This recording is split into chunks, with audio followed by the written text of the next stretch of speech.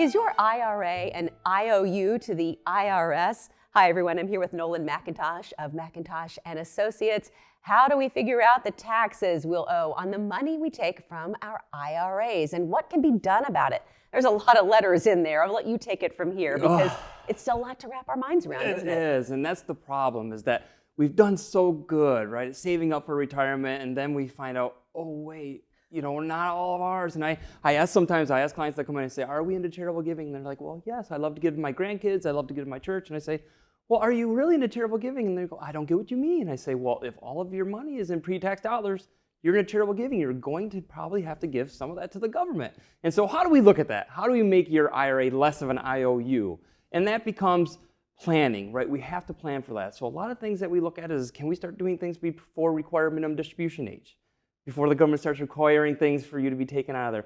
Can we do things before 59 and a half? That is a taxable distribution, but we need to look at some things, and maybe we don't do certain things. And there's rules and guidelines that we always try and give our clients.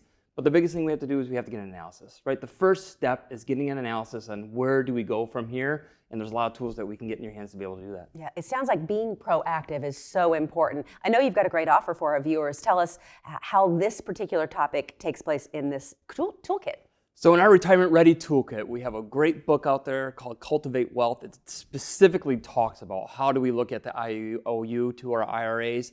And there's also a lot of resources that we can get in your hands to help you figure out how do we get a hold of McIntosh and Associates to be able to get some things tax ready for you in retirement. All right, thank you so much. Check out the information on your screen for your own Retire Ready Toolkit. That's this week's Mid-Michigan Retirement Report.